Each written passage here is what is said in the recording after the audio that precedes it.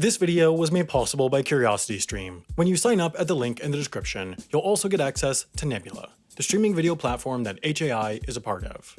This is Willem-Alexander of the Netherlands. He's king of the 17.2 million bike-riding, windmill-building, stroopwafel-eating, clog-wearing people of the Netherlands, in addition to the 300,000 people of the Dutch Caribbean islands of Bonaire, St. Eustatius, Saba, Aruba, Curaçao, and St. Martin. Now, despite the fact that barely anyone outside the country even knows the Netherlands is a monarchy, the king is a pretty important job. Willem-Alexander is the head of state and has far-reaching powers into different branches of the Dutch government. In practice though, sort of like the Queen of the UK, he largely stays out of politics. You see, the monarchy of the Netherlands is pretty low-key.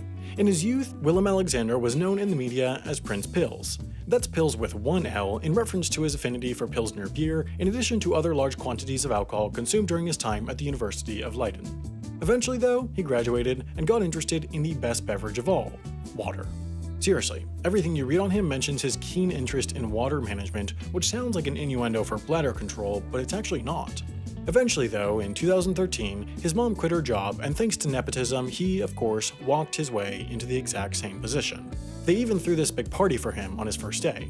Now King Willem-Alexander is known for his casual style of monarchy. He never wears his crown, nobody calls him His Majesty, his daughters, who are princesses, go to public school, he has his own Instagram account, and he even turns his throne around and sits in it backwards in order to seem cool and approachable to the kids. Since long before his current job though, Willem-Alexander has held another job, as an airline pilot.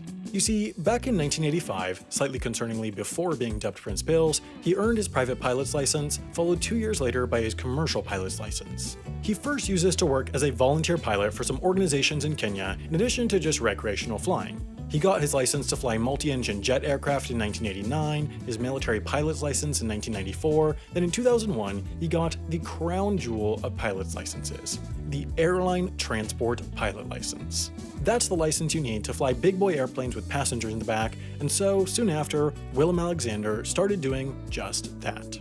Now, how or why exactly this arrangement started is a bit unclear, but sometime in the early 2000s, somehow, then Prince Willem-Alexander strutted over to KLM and cashed in his I'm a Prince card to negotiate a deal to work for them as a part-time pilot. This made sense for two reasons. One was that KLM's full name literally translates to Royal Aviation Company Incorporated, so having a little royal in the company, despite the fact that it was then and is now a fully private company, would keep it honest to its name. That way they wouldn't have to switch to being called Aviation Company Incorporated. Two was that KLM operated the Dutch government airplane. At the time it was a Fokker 70, which would be used by the royals or politicians to go where they needed to go, and so, once certified, Willem-Alexander would regularly fly this airplane, especially when it was the royals using it. The hours of flying he got from this government airplane alone, though, weren't enough to maintain his pilot's license, so eventually he started flying regular passenger flights too. He worked for KLM Cityhopper, the airline subsidiary, flying the Fokker 70 to glamorous places all around northwestern Europe, like Humberside, Darlington, and Norwich. Nobody really ever knew he was working as co-pilot for these flights, aside from the rest of the crew, as he would never introduce himself by name when making announcements, and, even in the airport, he was rarely recognized in his KLM uniform. He flew a few times a month all throughout the 2000s, and continued to do so even after he became king. In 2017 though, he ran into a bit of a problem. KLM was retiring all their Fokker aircraft in favor of newer, more efficient Embraer jets, and these Fokkers were the only aircraft that the king was certified to fly commercially.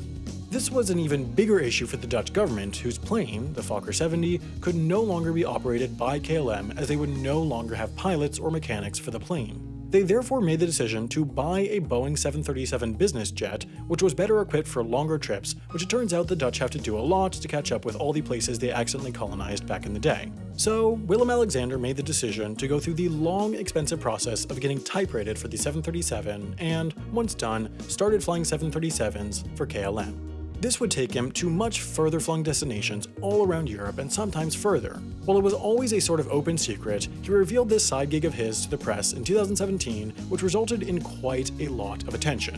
While he apparently flies about twice monthly, his last confirmed sighting was in late 2018 when he worked as a co-pilot on a KLM flight to and from Istanbul, or as the cool kids call it, Constantinople. Speaking of which, if you want to learn more cool kid words, it's not called the Battle of Normandy, it's called Operation Overlord, at least in the Allies' codename system. The logistics of landing a fighting force strong enough to take back Europe on a few French beaches were immense, but that's exactly what Brian from Real Engineering's new Nebula original is about, the logistics of D-Day.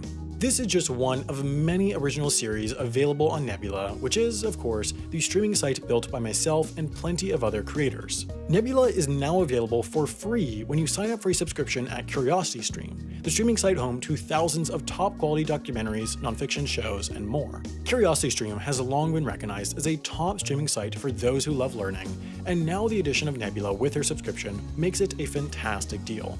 By signing up for a yearly subscription at curiositystream.com/HAI, which is just $20, you'll also get a free Nebula subscription, and you'll also be doing your part in supporting independent creators.